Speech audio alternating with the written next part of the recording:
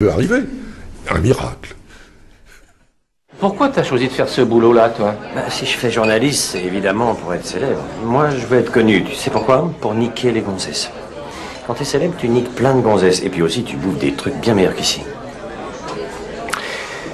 Et moi, pour les gonzesses, je suis super d'accord avec toi. Mais pour la bouffe, je vois pas ce que tu veux dire. T'aurais envie de manger quoi, exactement? Je sais pas, par exemple, une quiche Lorraine. Une wish. Une quoi? On dit une wish, Lorraine. T'es sûr? Ça fait bizarre, wish Lorraine. Tony, Ouais. t'as vu ça? Il se passe la même chose dans le film. Ah, t'inquiète, c'est de la merde ce film. J'ai l'impression qu'il y a quelque chose d'important. C'est quand t'as dit il est 9h, c'est ça? C'est ça qui est important? C'est vrai, remarque, 9h c'est assez important comme horaire parce que c'est l'horaire d'aller dormir.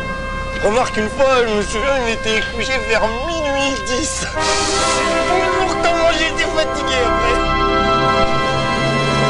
Oh, j'y passerai des jours, des nuits, des mois s'il le faut. Ah non, de Dieu de bordel de merde. Oh, tu m'en dingue. Tu m'en fous. Oh, je suis fou. Oh, Tolstoy. Oh, ton cul. C'est mon génie.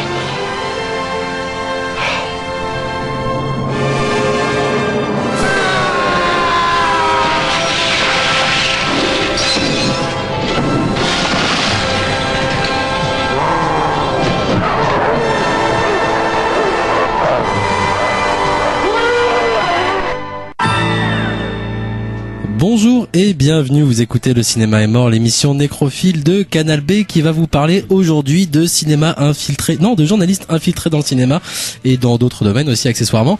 Et pour ce faire, nous avons des invités, évidemment le docteur Moreau, bonjour Antonin. Salut les kids. Et puis Thomas, échappé dans notre Godard, tu veux vraiment plus participer à cette émission de merde sur une radio concurrente, c'est ça? On va essayer de faire comme les grands. C'est ça, moi je suis un collabo assumé. C'est bien, il faut assumer. Mais il faut apprendre des tas de choses sur le journalisme, la radio, l'animation et tout. C'est ça. Et le cinéma. Pourquoi on parle de journalistes? C'est l'occasion de la sortie d'un recueil d'articles de Grover Lewis chez Capricci, donc le journalisme infiltré. Grover Lewis qu'on va présenter bien évidemment. Et puis nous parlerons aussi, ça va avec Grover Lewis de Philippe Garnier, qui est donc le dieu de Antonin. Le dieu de Thomas aussi. Voilà, ce devrait être le dieu de tout le monde d'ailleurs. Oui, non mais c'est pas mon dieu, mais c'est quand même un héros, c'est une évidence. Mais c'est qui ton dieu? Mel Gibson. Non mais je sais. Là, ça y est, c'est fait, on est débarrassé. On n'est pas débarrassé, j'ai encore plein de choses à dire. Évidemment, on expliquera pourquoi. Enfin, les invités de cette émission, c'est pas les miens, j'en veux pas, expliqueront pourquoi.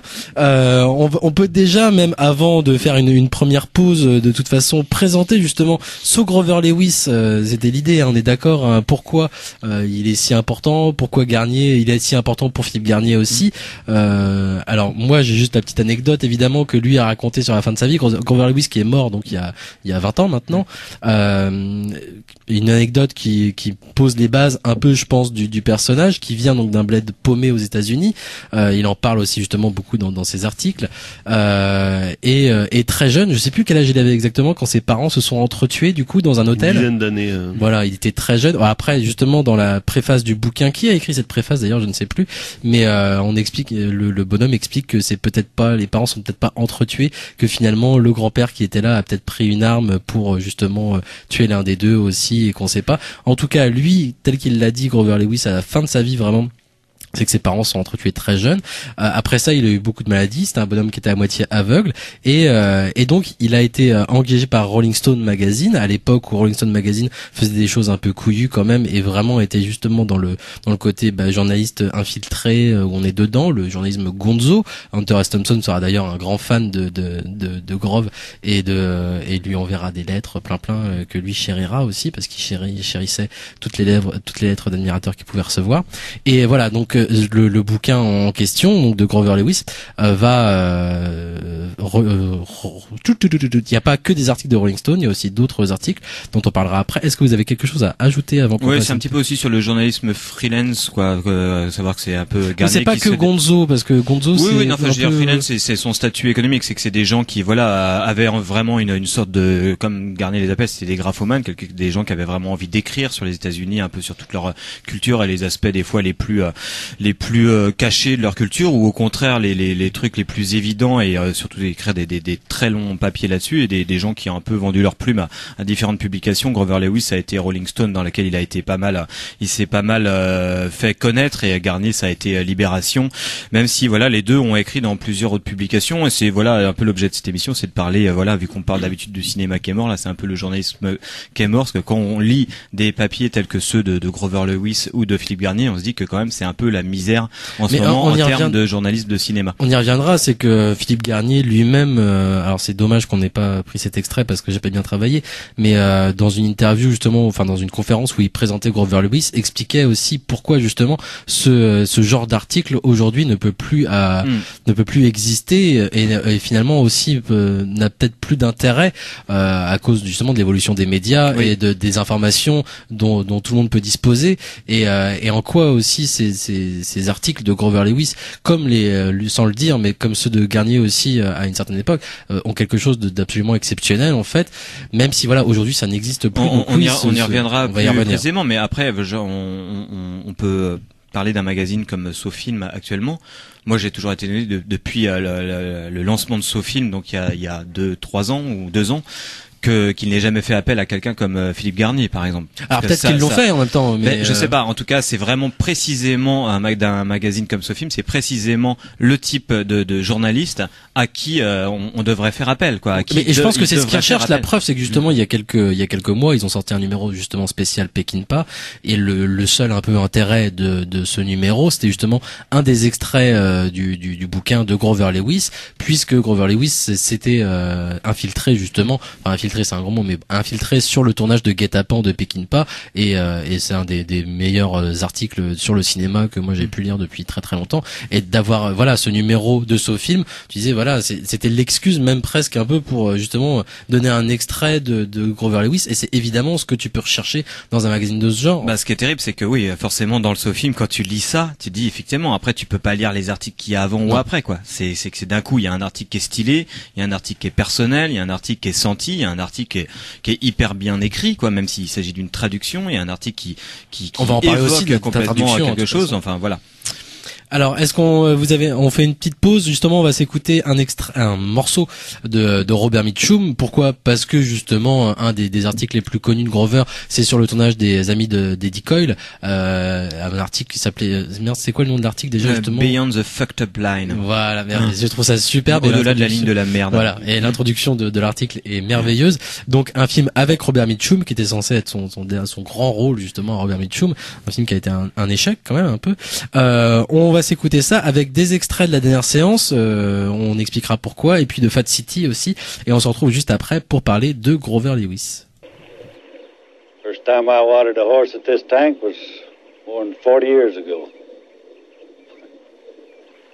I reckon the reason why I always drag you out here is probably I'm just as sentimental as the next fella when it comes to old times. Old times. I brought a young lady swimming out here once, more than 20 years ago. It was after my wife had lost her mind, my boys was dead. Me and this young lady was pretty wild, I guess, and pretty deep. We used to come out here horseback and go swimming without no bathing suits. One day she wanted to swim the horses across this tank. Kind of a crazy thing to do, but we'd done it anyway. She bet me $1 silver she could beat me across. She did. This old horse I was riding didn't want to take the water. But she was always looking for something to do like that. Something wild. I bet she's still got that $1 silver. Whatever happened to her? Oh, she growed up. She was just a girl then, really. Here, let me help you then. Why didn't you ever marry her after your wife died? She was already married. Her and her husband was young and miserable with one another, like so many young married folks are. I thought they'd change with some age, but it didn't turn out that way. Being married always so miserable? No, not really. About 80% of the time, I guess.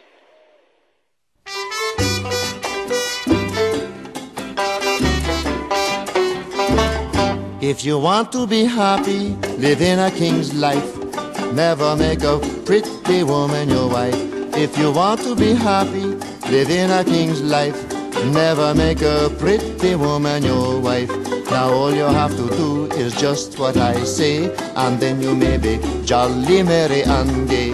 Therefore, from a logical point of view, better marry a woman uglier than you. From a logical point of view, always marry a woman uglier than you. A pretty woman make her husband look small, and very often cause his downfall.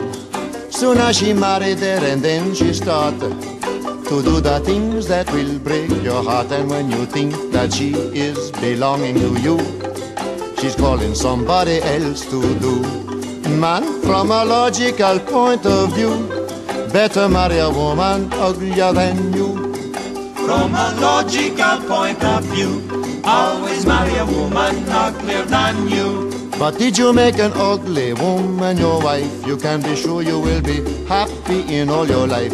She will never do things in a funny way to allow the neighbor have the things to say. She wouldn't disregard her husband at all by exhibiting herself to Peter and Paul. Man, from a logical point of view, better marry a woman uglier than you. From a logical point of view, always marry a woman uglier than you. An ugly woman give you your meals on time and try to make you comfortable in mind. At time when you lie sick in your cozy bed, she will both caress you and scratch your head. And not a minute in the night will she leave you alone. It seems she want to melt the cold from your bone. Man, from a logical point of view, better marry a woman uglier than you.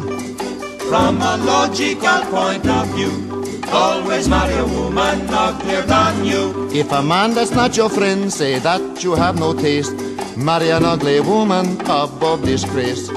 One who is cute looking, barbarous and rough, with skin like alligator, bumpy and tough. Pigeon toe, bow leg across in her eye. She got two lips that look like a big bow tie.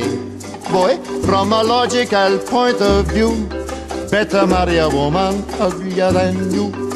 From a logical point of view, always marry a woman uglier than you. From a logical point of view, always marry a woman uglier than you.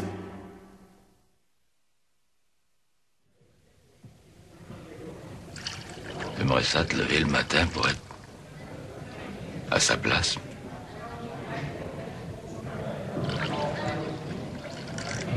Mon Dieu. Mais quel gaspillage.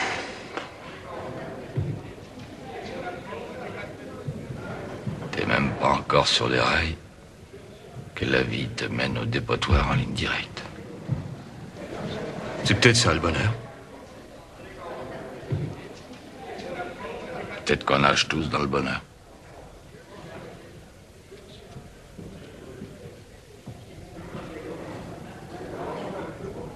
Pas vrai? Il a déjà été jeune, tu penses?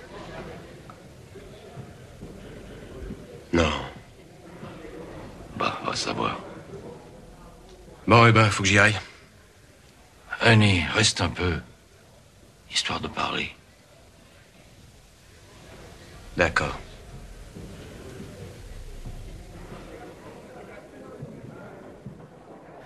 dans l'ordre, on a pu entendre un extrait de la dernière séance de Peter Bogdanovich, dont on va parler tout de suite. Ce morceau de Robert Mitchum, merveilleux, From a Logical Point of View. Et puis là, à l'instant, extrait en VF de Fat City de John Huston. Deux films, donc la dernière séance et Fat City, dont parle Grover Lewis dans ses articles, notamment la dernière séance. Donc c'est l'article, c'est pas son premier article, mais c'est l'article en tout cas par lequel Philippe Garnier l'a découvert, qui ouvre aussi du coup le recueil. Et ce qui est assez fascinant, et ce qui est pas forcément dit d'ailleurs dans le recueil, mais Philippe Garnier en parlait, c'est que pour cet article, donc comment ça s'appelle, Splendor in the Short Grass, voilà, qui reprend du coup le titre du film d'Elia Kazan, peut-être du bouquin original, Splendor in the Grass. Moi je l'ai vu comme ça en tout cas. On va reparler des problèmes de traduction après, de toute façon, des soucis de Grover Lewis que Philippe Garnier n'a pas voulu traduire, justement. C'est une autre traductrice du coup qui s'y est collée et qui a eu beaucoup de courage. Donc ces deux films dont parle Grover Lewis, et donc cet article sur la dernière séance qui ouvre le livre et que moi j'ai trouvé fascinant. Donc comme le dit Philippe Garnier, il était alors Grover Lewis n'était pas du tout édité, il n'avait pas de publication, il n'était pas engagé par Rolling Stone ou un autre magazine. Il s'est fait engager comme acteur en fait sur le film. Il a un petit rôle sur le film de Bogdanovich qui est j'ai jamais réussi à le voir en entier, ça me fait trop chier, alors que l'article pour lui est fascinant, et du coup il raconte ce qu'il voit lui justement en tant que comédien secondaire. Il va aller se balader de technicien en technicien, aller voir tous les seconds rôles, présenter un peu justement son rapport à lui du réalisateur, et puis évidemment parler beaucoup de lui-même. Il revient dans un bled qu'il connaît, dans lequel il a grandi, avec du coup des pecnos que lui aussi du coup a beaucoup rencontré dans sa jeunesse, et parle autant finalement du film qu'il est en train de voir se faire que de lui-même, quoi. Et quand Garnier lit ça, c'est un grand choc. On parlera plus tard de Philippe Garnier, mais voilà, c'est aussi pour ça que c'est un texte qui est important finalement dans l'histoire de l'humanité, parce que c'est un texte qui a donné envie à Garnier vraiment qui s'est dit là, c'est ça que je veux faire, c'est ça que je veux faire. C'était aussi un texte important, évidemment important pour Garnier, dont on parlera plus tard, mais c'est aussi un texte qui a été important pour pas mal de monde. C'est vrai que il a réussi à finalement le publier dans Rolling Stone, qui était à la base une sorte de publication underground à San Francisco, et il a fait connaissance donc du chef de Rolling Stone qui s'appelait Jan Wenner, je sais pas comment ça se prononce en tout cas, et qui a accepté de passer ce texte-là. Il a réussi d'une part à s'introduire aussi sur le tournage parce c'est le pote d'enfance de Larry McMurtry qui était l'auteur du roman qui a donné donc la dernière séance. Ils étaient potes d'enfance, ils ont grandi ensemble. Donc ça c'est début 70, on n'a pas précisé. C'est comme ça qu'il a pu accéder au tournage, et c'est aussi le premier article en fait sur un tournage en fait, la première fois où il y a quelqu'un qui va sur un tournage de film et qui raconte un peu le tournage, en sachant que des trucs promotionnels, hors des trucs promotionnels, en sachant que ça ne se pratiquait pas du tout. Alors déjà d'une part la longueur du texte est inouïe, on se demande comment ça peut paraître dans une publication, parce que c'est un article qui fait je sais pas en combien de feuillets, mais c'est absolument énorme, c'est quasiment plus grand qu'une nouvelle, vraiment c'est très très grand, et c'est aussi un article qui est extrêmement vachard quoi en fait, c'est quelque chose qui va un petit peu accompagner toutes les écrits de Grover Lewis, c'est que c'est en général quelqu'un que les gens, et Garnier dans son bouquin Freelance consacré à Grover Lewis le raconte pas mal, c'est qu'il va avoir toujours affaire à des vedettes qui vont vouloir se faire interviewer par Grover Lewis par une sorte de masochisme, en disant je vais être un petit peu plus fort que lui et je vais réussir, et que je vais réussir un petit peu à le retourner. Même sans être vachard, parce qu'il est pas forcément cruel, il dépeint ce que lui voit. Voilà. Parfois tu sais pas vraiment d'ailleurs s'il est en train de critiquer négativement en fait quelqu'un, ou si ça le fait marrer, ou si vraiment c'est quelque chose de positif. Tu sais pas forcément si par ses mots en fait c'est quelque chose de positif ou de négatif. Ouais, non, bien sûr, c'est quelque chose qui ça reste toujours un petit peu ambigu, mais en même temps il y a quand même ce truc vachard qui a chez lui, parce qu'il est extrêmement critique devant les vanités des gens de cinéma. On sent très bien que genre Peter Bogdanovich par exemple a jamais pardonné à Grover Lewis de ce papier-là. Il y paraît comme une sorte de petit arriviste très content d'avoir parmi ses copains Orson Welles qui l'appelle Orson et qui l'affecte d'appeler Orson de la même façon que sa copine pareil Polly Platt, sa copine de l'époque, voilà, qui paraît comme une sorte de petite intrigante très contente de faire un film qui va probablement révolutionner raconter l'histoire du 7e art. Alors qu'elle est cocufiée. Ce qui est ce qui va être cocufié en direct par Sybil Shepherd. Voilà. Après, le papier est absolument fascinant parce que c'est pareil, ça va accompagner un peu Grover Lewis pendant toute sa carrière, c'est qu'il va aborder l'histoire d'un tournage uniquement par les 100 grades. En fait, on voit bien que ce qui va l'intéresser lui, c'est une petite actrice de second plan à qui va vraiment rendre justice, un chauffeur, voilà, c'est quelqu'un qui va leur donner la parole, et on sent qu'il y a une retranscription de l'oralité qui est effectivement là, on peut dire voilà, c'est du journalisme, pour aller vite, voilà, du gonzo, c'est qu'on sent très bien qu'il y a un petit peu un peu beaucoup d'invention aussi là-dedans, c'est qu'il y a vraiment une sorte de joie d'écrire, de joie de fictionnaliser un peu tout ça, mais que voilà, où ces gens-là il va leur donner la parole, alors que les autres des fois vont être un petit peu réduits à des vignettes un petit peu rigolotes. C'est très très enlevé comme style, c'est vraiment c'est mettre à mal l'objectivité du journalisme, en fait. Voilà. Déjà aussi dès le départ, c'est-à-dire que faire fi de toutes ces règles, comme quoi il faut être objectif et balancer ce que tu ressens, et comme tu le dis justement, quitte justement à romancer un peu tout ce qui se passe, quoi. Il y a ça, tout en se mettant aussi beaucoup en scène. C'est vrai que c'est quelque chose qui se pratique beaucoup plus dans le journalisme américain, mais où voilà, il n'emploie pas le jeu parce je crois qu'il s'appelle comme le journaliste ou le journaliste dans ce texte-là. Enfin, toujours Grover Lewis va toujours se faire à la troisième personne en disant voilà, le journaliste avait sûrement envie de tirer sur un gros pétard plutôt que d'être là. Voilà, il va parler un peu comme ça de lui-même, mais voilà, il va toujours un peu se mettre en scène en tant que voilà, observateur d'une sorte de foire aux vanités, quoi. Puis surtout, comme tu dis, je trouve pas qu'il soit si vachard que ça dans ses propres mots, mais vu qu'en fait il y a énormément de paroles, soit d'acteurs ou de metteurs en scène, qui eux-mêmes parlent beaucoup et qui du coup racontent énormément de conneries, c'est juste par ce biais-là qu'ils peuvent passer pour soit pour des gros cons ou bien des gens ultra vaniteux. Et c'est pas forcément dans les propres propos de Grover Lewis. Et vous parliez de Gonzo tout à l'heure, qui une forme de journaliste un petit peu différente, qui était plutôt celle de Hunter S. Thompson, qui était un collègue de bureau de Grover Lewis à Rolling Stone au début des années 70, où Hunter S. Thompson aussi se mettait beaucoup en scène, mais d'une manière assez différente, où en gros le propos de Hunter S. Thompson, c'était de passer la moitié de l'article à se dire pourquoi est-ce qu'il écrivait un article sur tel ou tel type ou sur tel ou tel événement, et de dire pourquoi est-ce que cet événement était extrêmement con et en fait absolument pas intéressant, mais le fait de se demander pourquoi est-ce qu'on écrivait dessus, c'était là le cœur du papier, en fait. Et ce qui est vraiment chouette avec les textes de Grover Lewis, à la fois il a une prose superbe, il a un œil, un vrai point de vue sur le cinéma, sur tout le monde du cinéma et sur comment est-ce que ça se fabrique, et c'est par ce biais-là et par le biais des différentes interventions et des gens qui l'interrogent qu'en fait il met en relief la bêtise ou le caractère hyper chiant d'un tournage. Mais tu vois aussi, parce que quand on parle du côté vachard, tu l'as justement avec évidemment les vaniteux, les gens prout un peu, ou même comme Bogdanovich, les branleurs. Mais par contre, dès qu'il a affaire à quelqu'un de vrai, de dur, et je pense à Peckinpah, le portrait qu'il fait de Peckinpah est pas si vachard que ça, au contraire. Et ou des acteurs justement de Peckinpah, alors sur d'autres tournages, mais Ben Johnson par exemple, qui croise dès justement la dernière séance et qui va recroiser après sur Guet-apens.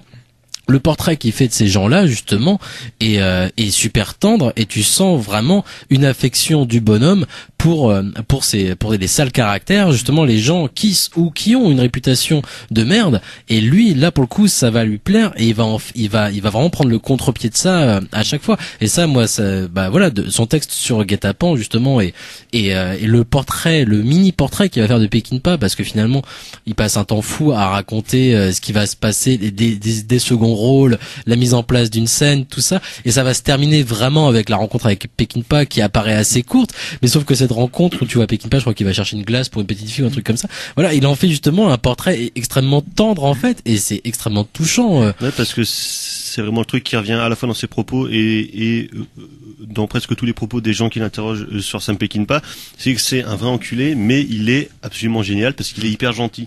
Il est hyper gentil, et puis surtout c'est un type qui est droit dans ses bottes, quoi. Et je crois que c'est ça qui le fascine plus que tout, Grover Lewis, finalement, dans quasiment tous ses articles, c'est les types qui sont droits dans leurs bottes et qui se la jouent pas, en fait. Mais je pense qu'il y a ça, c'est quelqu'un qui est, voilà, on est en pile poil dans ce qu'on a appelé, voilà, les trucs de la contre-culture et compagnie. Lui-même, en faisant partie de Rolling Stone, était à fond dans le fer de lance de la chose. Mais c'est aussi une époque qui était très poseuse, où les gens, où des caractères, des motifs ont été très identifiés par des gens qui pouvaient se la péter en affectant vraiment d'être contre-culturel. C'était le début du rock'n'roll aussi, où on l'a invité effectivement à suivre des groupes qui affectaient d'être des rockstars, qui voilà, affectaient d'être complètement à la pointe de la contre-culture. Lui n'aimait pas le rock, par exemple. Faut dire, lui n'aimait pas du tout le rock. Et lui, par exemple, il y a un article qui est resté fameux aussi sur les Allman Brothers, où voilà, il a carrément cassé un des tabous du journalisme, il les a suivis et il a raconté tout, en fait, tout, les groupies, les pipes juste avant les concerts, ou pendant les surtout concerts, qu'il a raconté du coup ce qui se passait de l'un des membres qui est mort en fait juste avant la parution, et lui ne voulait pas le publier, il trouvait que c'était pas c'était moralement c'est mal, quoi. Ouais. Voilà, c'était ça, il venait juste de crever, on n'allait pas publier l'article dégueulasse qu'il venait d'écrire, et finalement le chef de publication a décidé de le publier quand même, quoi. Voilà. Ce qui a fait beaucoup de mal finalement à la famille du bonhomme, parce que voilà. Bien sûr, mais c'est en plus, c'est marrant parce que tu dis justement qu'il traite des poseurs, tout ça, qu'il déteste, alors que lui-même, il travaillait pour un journal et surtout un patron de presse Egan Wenner, qui était quand même un gros con ultra prétentieux, qui n'aimait rien de plus que le strass et les glamours. Voilà. Il écrivait dans Rolling Stone des articles qui étaient à contre-courant en fait de la pensée de son patron. Et le fait qu'il ait pu faire ça dans une pochette de temps assez courte, parce qu'il a passé 5 ou bien 6 ans dans ce journal-là, c'est quand même assez fascinant, parce qu'après on va y revenir aussi quand on parlera de Garnier qui a un peu une aberration, on va dire, dans la presse française, quoi. Oui, complètement. Et alors du coup, parce que justement Garnier, on va pas tarder à y venir, mais avant d'en causer, donc Garnier qui est devenu donc ami avec Grover Lewis, qui l'a côtoyé énormément à une époque où Grover Lewis allait pas très très bien, il était déjà non seulement malade, mais en plus quand même un peu dépressif, il avait aussi du mal à écrire. Finalement, justement, c'est quand même un mec passablement cramé, quelqu'un qui picolait du matin au coucher. Voilà, c'est ça. Et finalement, donc Grover Lewis aussi est mort, alors qu'il venait juste de se lancer dans l'écriture de ce qui devait être peut-être pas son meilleur livre, mais en tout cas le plus important pour lui. C'est vraiment une forme de mémoire. C'était une fiction. En fait, c'est assez marrant de voir aussi. Après, c'est très symbolique et c'est pour aller très vite. C'est drôle que ce type-là n'ait jamais réussi à écrire une fiction.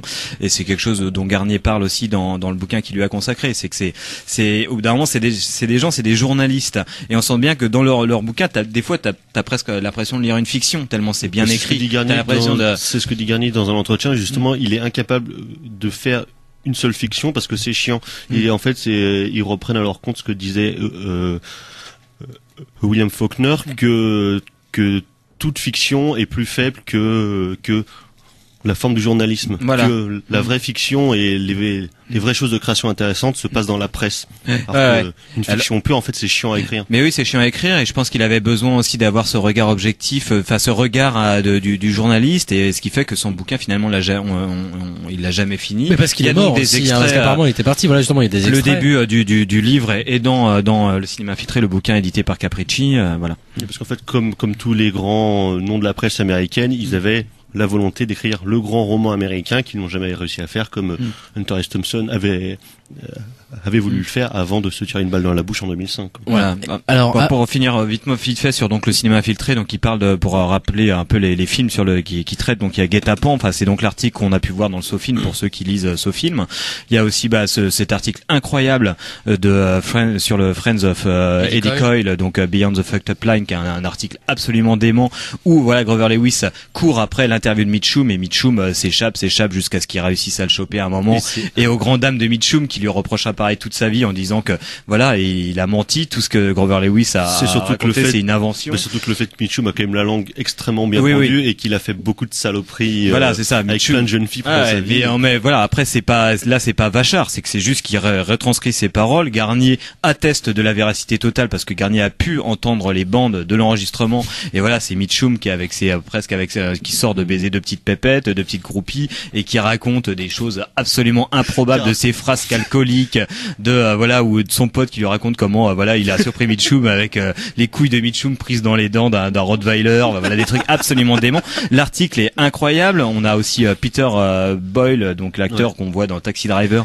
qui raconte Joe, des et choses je vous conseille de génial. voir Joe d'ailleurs, hein, c'est fascinant comme film. Parce qu'il en parle beaucoup justement, c'est à l'époque où Peter Boyle sort du succès de Joe. Une star montante, quoi. Voilà, et voilà, je vous conseille de voir Joe, vraiment, c'est un film fascinant début des années 70, où Peter Boyle joue un espèce de gros fasciste qui part en guerre contre les hippies. Et aussi, donc, un article incroyable sur Vol au-dessus d'un nid de coucou, où il fait un portrait de Danny DeVito ou de Michael Douglas, pareil, pas possible, où on sent toute une admiration, mais lointaine, envers Jack Nicholson, qui qualifie de trésor national, mais qu'il n'arrive pas à interviewer parce que Jack Nicholson est beaucoup trop malin pour ça. Et voilà, l'article se termine presque voilà, par il y en a deux que j'ai pas encore qui lui dit, lu. contactez mon agent, c'est une fin de non-recevoir. Mais c'est l'article est dément. Parce que moi j'ai pas eu le temps de tout lire encore, donc il y avait celui sur Vol au-dessus des coucous et celui sur Fat City de John Huston que j'avais pas pu lire, mais je me les garde sous le coude, comme aussi tous les écrits de Philippe Garnier que j'ai pas pu lire avant cette émission. Mais voilà, il va en plus pas voir de la merde, je veux dire. Non, puis mais après Fat City c'est marrant. Alors pareil, encore une fois, Philippe Garnier en parle pas mal dans Freelance, donc son bouquin sur Grover Lewis. Il dit que c'est un peu bizarre que le Fat City c'est presque un rendez-vous manqué. C'est l'article le plus court qui est traduit donc dans le cinéma filtré. C'est vrai que c'est un rendez-vous manqué, parce qu'on se dit dans ce film qui est incroyable de John Huston, il y avait vraiment toute la matière pour que Grover Lewis fasse un article absolument dément. L'article est vraiment bon, il est beaucoup trop court, il passe à côté de quelque chose de fou. C'est dommage, l'article est super bien quand même, mais il aurait pu être 10 fois mieux s'il avait été de la même teneur que ceux sur Eddie Coyle ou La Dernière Séance. Bon, et donc voilà, comme on le disait, c'est une traduction, donc c'est la première fois que ces textes sont traduits, mis à part quelques passages qui étaient déjà présents dans le Freelance de Philippe Garnier, où Garnier s'était lancé dans une tentative de traduction de Grover Lewis.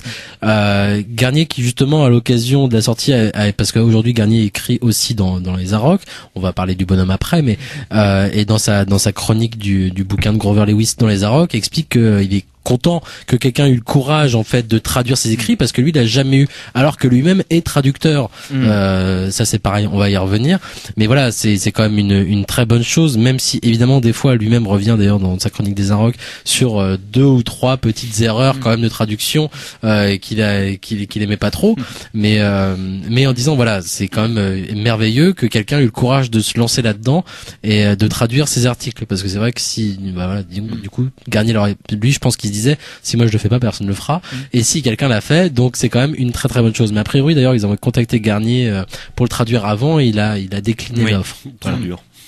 On va du coup s'écouter des petits extraits de films, notamment un extrait du Voltiani Coucou, et puis un poème de Charles Bukowski avec de la musique par-dessus. Bukowski, on va y revenir aussi évidemment. Bukowski qui est connu en France justement grâce à Philippe Garnier. Encore une raison de le remercier. On va passer notre temps à le remercier dans cette émission, je pense. Et puis du coup on se retrouve juste après pour parler justement du Dieu d'Antonin. Je peux tout vous expliquer. Fais le don, Billy. Explique-moi tout. Expliquez tout. Tu n'as pas honte, Billy? Non, j'ai pas honte. Bravo. Bravo, Billy.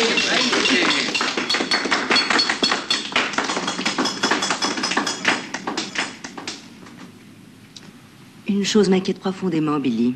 C'est de savoir comment votre mère va prendre ça. Mais vous n'avez qu'à ne pas lui dire, Miss Ratched. Rien ne m'y force. Mais votre mère est une amie très chère. Nous sommes liés de longue date. Ne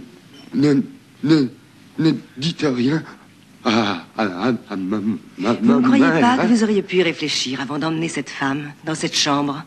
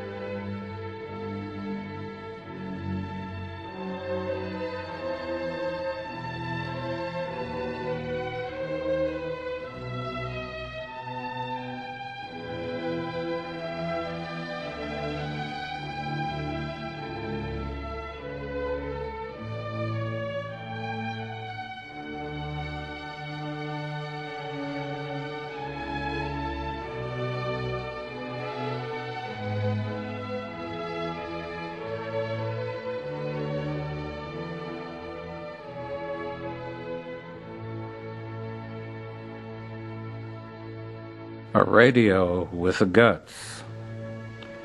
It was on the second floor on Coronado Street. I used to get drunk and throw the radio through the window while it was playing.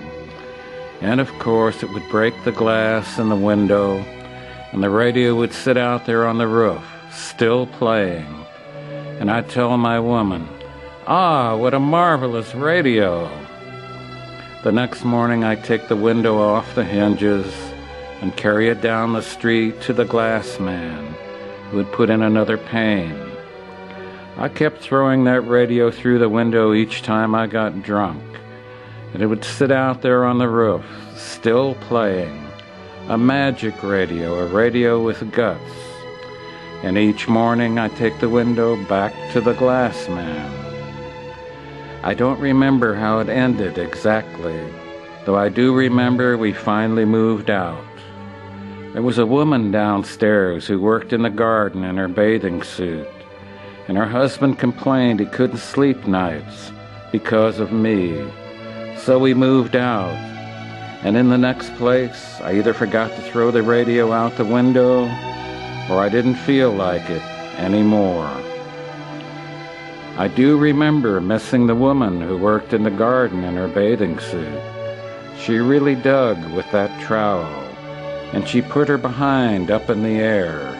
I used to sit in the window and watch the sun shine all over that thing while the music played.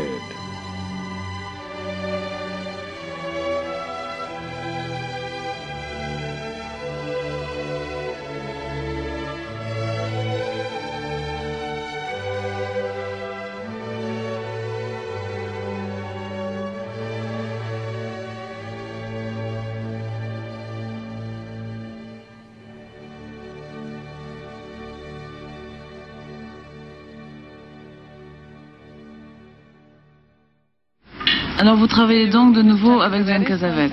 Ouais. Ça vous plaît? Si ça me plaît, ça me plaît. Ça me plaît beaucoup, beaucoup. Comment est-ce que vous décririez ça? C'est très différent du travail avec d'autres metteurs en scène? C'est le jour et la nuit. Vous voulez que je sois plus précis? Vous voulez des précisions? Ah, c'est sauvage. Spontané. Sans règles. L'acteur est constamment en déséquilibre. John vous nettoie la tête. Quelquefois c'est bien, parce qu'à trop réfléchir, on risque de tourner en rond. Mais c'est agaçant. Hein? On se met en rogne. Parfois il a tort, mais très souvent il a raison. Avec lui, on s'ennuie jamais. Voilà, on a pu entendre un extrait du Vol au Titanic Coucou de Foreman, et puis ce poème de Charles Bukowski, Radio with Guts, et un instant un extrait de Cinéma, c'était une interview de Peter Falk, traduite par son doubleur officiel, Cinéma auquel a participé Philippe Garnier, évidemment. On va en reparler, juste pour après je laisserai la place du coup à Antonin et Thomas, évidemment, pour parler du bonhomme. Pour présenter quand même Philippe Garnier très rapidement, moi c'est un nom que je connais depuis longtemps, sans avoir forcément lu tout ce qu'il a écrit. Évidemment, il a écrit beaucoup de choses. Moi, c'est un nom qui m'a accompagné. Pourquoi? Parce que du coup, assez tôt, j'ai eu entre les mains Demande à la poussière de John Fante, et quiconque assez tôt a eu ce bouquin entre les mains, ça l'a forcément marqué.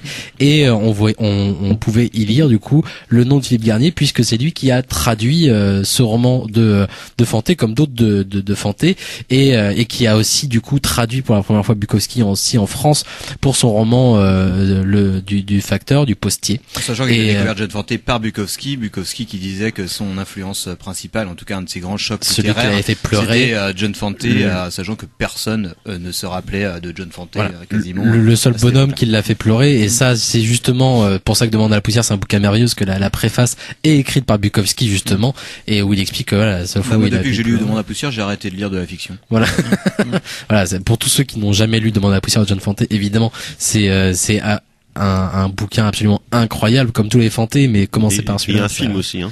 Oui, un film terrifiant avec Colin Farrell et Salma Hayek, par ce con de Robert Town, et c'est, voilà. Mais voilà, du coup, Philippe Garnier, c'est un nom que très vite, moi j'avais associé du coup vraiment à la littérature et comme presque un traducteur, avant de découvrir que ce bonhomme faisait tellement de choses en fait dans tellement de domaines, ce qui parle pas que de cinéma, hein, mais voilà. En tout cas, moi, ça a été ma première approche de Garnier. Ça a été en tant que traducteur, et je pense que, comme tu me le disais, Thomas Antoine, c'est oui, c'est l'une de ses occupations principales. Mais voilà.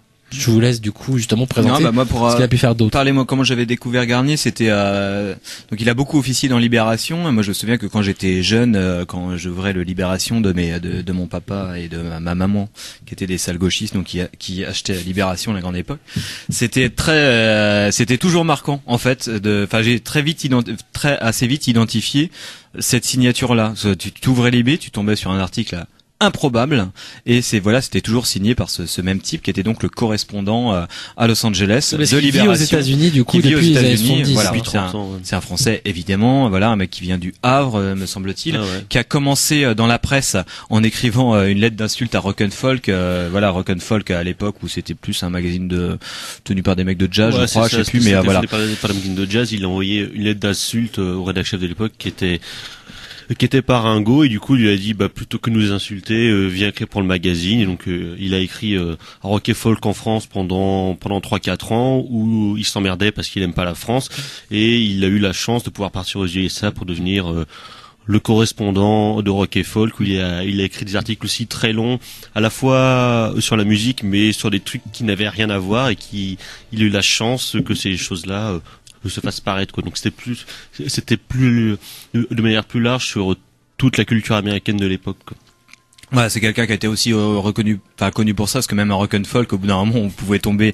Bon, moi ça, je lisais pas ça à l'époque, où d'ailleurs j'étais sûrement peut-être pas né, mais en tout cas, voilà, c'était d'un coup on se retrouvait dans un magazine de rock'n'roll, où avec des articles genre sur le hamburger, voilà, c'est la blague qui traîne, voilà, où on va avoir d'un coup un mec qui va te payer 20 feuillets sur un sujet qui ne concerne pas du tout la musique, ou même voilà, Garnier dira plus tard que voilà, la musique l'intéressait pas, il est pas musicien, il va pas écrire sur la musique, il adorait ça, mais voilà, lui il pouvait parler de l'Amérique et en parler toujours un peu par le petit bout de la lorgnette, et ça donnait des papiers absolument improbables.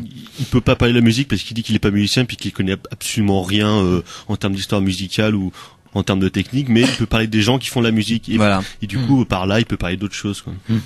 Et donc du coup, il a très vite finalement intégré le service cinéma de Libération, donc Libération de la grande époque. Il y est resté. Il a été viré en 2009. Il a été viré en 2009. Il est rentré en 80, je crois. Hein, donc il est resté 29 ans là-bas. Pareil, en qui tant lui que permettait de publier des articles justement. Oui, publiait régulièrement. Voilà, des articles absolument improbables. Hein, pareil. Alors à savoir beaucoup trop long par rapport à et beaucoup trop long, et surtout dans un quotidien, tu te dis mais comment ça se fait qu'un quotidien, donc un quotidien qui normalement traite de l'actualité, peut publier des articles d'un coup sur voilà les Doc Martens ou un acteur de seconde zone hollywoodien. Et c'était donc dans Libé qui fut un moment une sorte de terrain d'expérimentation où il y avait des journalistes absolument improbables. À savoir, donc il a commencé à peu près peut-être en même temps que Danet, ou voilà peut-être un peu plus tôt, j'imagine. Voilà, en tout cas et bon, donc rappelez, il y a un bouquin qui est sorti chez Grasset qui regroupe pas mal de ces articles pour Libération principalement, mais également ceux de rock'n'roll, de rock'n'folk, mais également des Inrecuptibles, qui va un peu recouper ça, qui est un bouquin absolument incroyable, hein, qui s'appelle donc L'oreille d'un sourd, qui était le nom de sa rubrique dans Libération, où voilà, qui est un régal, hein, qui est un bouquin qui est un bouquin qu'il faut lire avec un petit calepin à côté, voilà, pour pouvoir noter tout ce dont il parle. En fait, à chaque fois qu'on est en train de lire un article, même si c'est sur n'importe quel sujet, il va aussi parler d'autres choses, et il faut avoir un petit calepin à côté en fait pour pouvoir noter, ah oui tiens, faut que j'aille écouter ça, faut que j'aille regarder ça, faut que j'aille lire ça.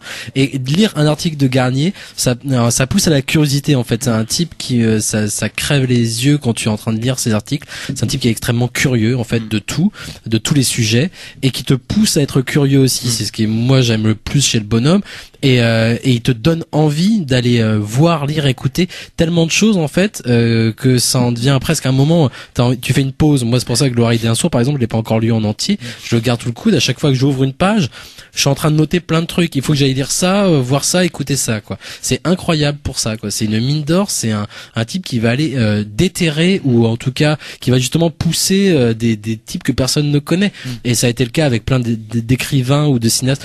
Beaucoup d'écrivains contemporains qui aujourd'hui du coup sont reconnus de façon très presque classique, sauf que à l'époque c'est Garnier en fait qui a dit mais voilà, moi je vais écrire un bouquin, un article sur McCarthy, sur tel bonhomme, sur Fanté, sur Bukowski, et voilà, allez voir ça, quoi. Et voilà, il va aller creuser le puits, il va aller chercher ouais, parce que pour le coup c'est vrai que vu que Coverley c'était son mentor puis qu'il adorait parler des 100 grades, et bah c'est un peu pareil parce que c'était il y a une dizaine d'années, il a écrit un bouquin qui s'appelle Oniswa Kimalibu, qui en fait s'intéresse à pas tous, une grande partie des auteurs et écrivains américains qui avaient bossé dans les grandes majors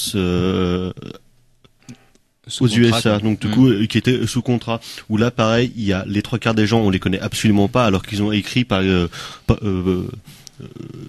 des grands classiques parfois, et donc ils retracent leur parcours, leur manière dont ils écrivaient et comment est-ce qu'ils bossaient au sein des majors, et c'est assez fascinant à voir parce que la chance qu'a Garnier, c'est qu'il a souvent accès aux archives des majors justement, donc notamment celle de la Warner, où c'est un délice parce que il trie tous les papiers, il voit ça, comment est-ce qu'un film était en train de se faire, et du coup ce qu'il fait au fil de ses bouquins et notamment dans celui-là, c'est de mettre à mal tout le temps la théorie des auteurs, qui est un truc qu'on aime beaucoup en cinéma, en tout cas en France, et il met ça à mal constamment en disant que le réalisateur c'est pas le mec qui fait un film, enfin, en tout cas c'est pas lui le chef d'orchestre, quoi. C'est assez fascinant à lire.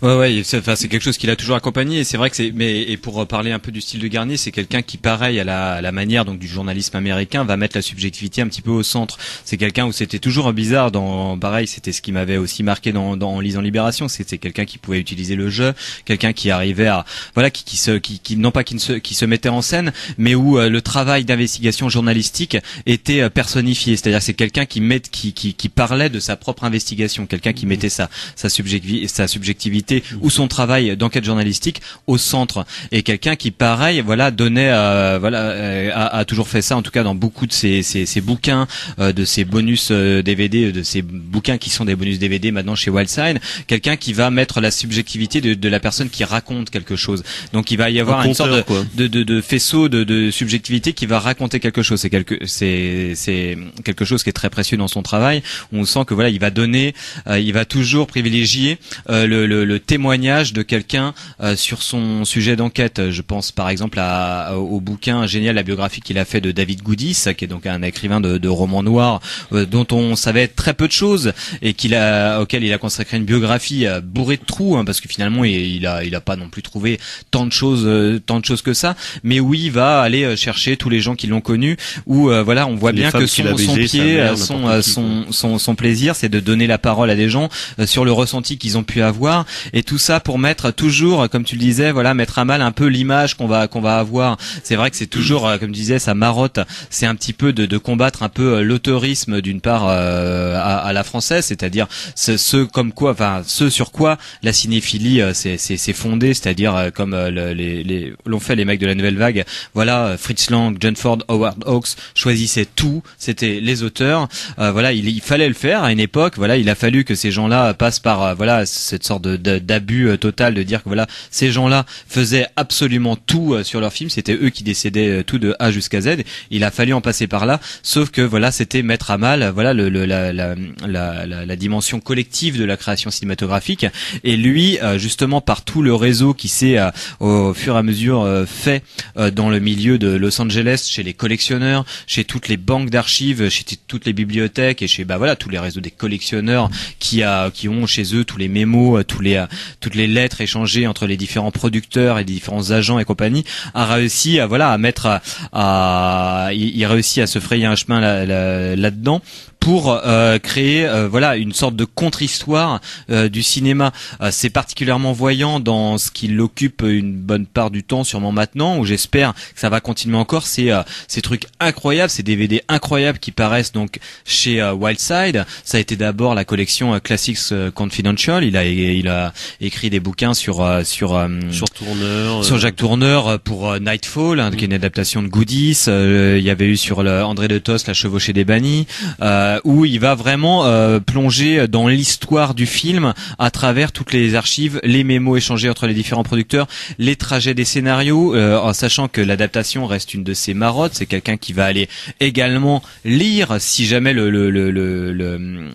film a été adapté d'un bouquin. On a souvent cru, pareil, il y a cette vieille légende en France que voilà les grands films hollywoodiens sont basés sur des bouquins qui sont des bouquins de seconde zone, alors que des fois c'est parfois le cas, mais des fois c'est aussi des très grands bouquins mais qui n'ont pas connu d'une part de traduction en France, qui ont été pas lus, et lui il va aller lire les bouquins, il va aller montrer les différences qui peut exister, il va aller chercher les scénaristes qui n'ont pas été crédités, les scénaristes qui sont crédités qui finalement n'ont absolument rien fait sur le film, et c'est tous les bouquins qui sont dans cette collection là. Il a aussi écrit sur La Nuit du Chasseur, donc c'est plus les classiques Confidential, mais c'est toujours chez Wildside. Mais il y a La Rivière Rouge et La Nuit du Chasseur qui ont été édités, où c'est Garnier qui s'occupe du bouquin, où c'est des bouquins d'archéologues, et en fait c'est exactement c'est presque du travail universitaire, parce qu'on a un travail d'historien, vraiment un travail d'archéologue, mais avec vraiment une méthode, un souci de la vérité constant, mais à la fois c'est hyper rock'n'roll, parce que il y a justement le flow de Garnier, c'est quelqu'un qui écrit divinement bien. Il y a vraiment une sorte de restitution absolument parfaite de l'oralité des gens qui l'interviewent, dont il restitue les propos, un sens un peu vachard des fois contre les mecs qui essayent de tirer leur couverture à eux, ce qui fait que c'est super drôle, mais jamais vulgaire, ou jamais il va pas non plus essayer de s'appuyer de leur foutre le nez dans la boue pour en ressortir grandi.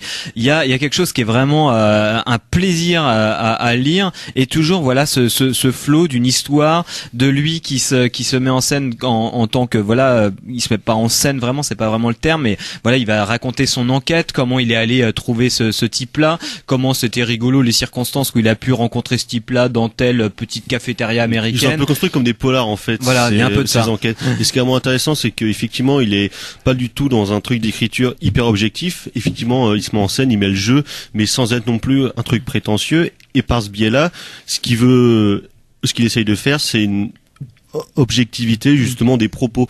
Utiliser un truc hyper personnel pour en faire ressortir une vérité en fait de la production des films. Et ce qui est vraiment fascinant, et qui est un truc qu'on voit beaucoup trop peu, à la fois dans des bouquins d'histoire du cinéma ou même de fabrique, et que lui il arrive à faire à la fois dans ses bouquins.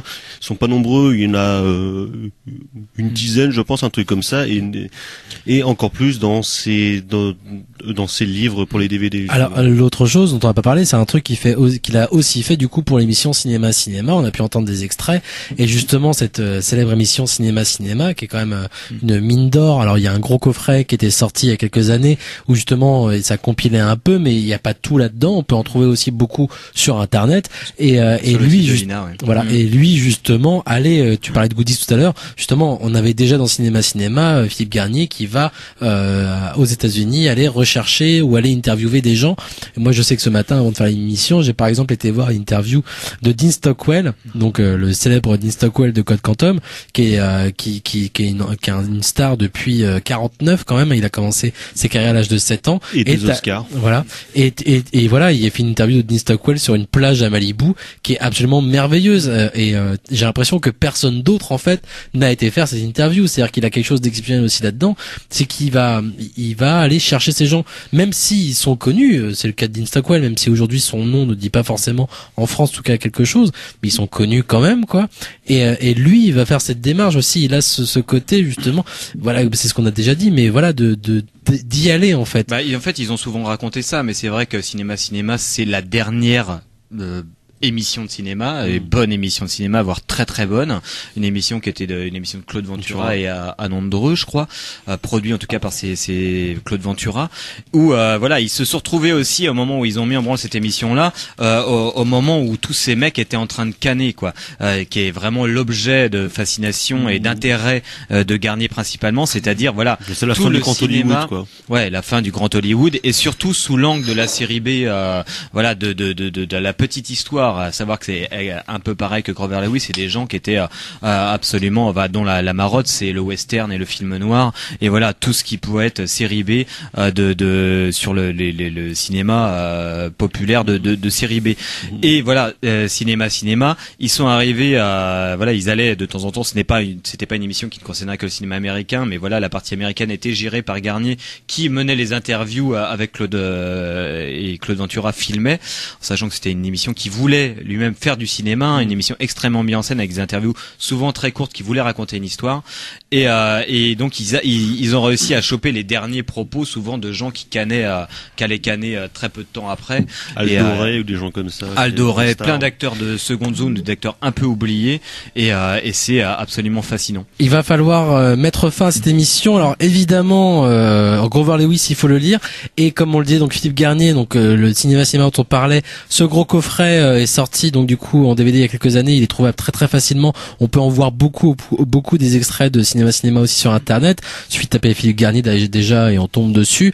Donc à voir. Et puis évidemment à lire donc le Freelance, comme le disait du coup aussi Thomas, Oniswaki Malibu, et puis de toute façon tous les autres livres de Garnier, L'oreille d'un sourd, qui est donc ce recueil de Garnier avec ses textes notamment de Libération mais aussi des Inrock. Il y a les coins coupés qui une compile de ces articles de rock et folk aussi, justement, qui était sorti il y a une quinzaine d'années. Ouais.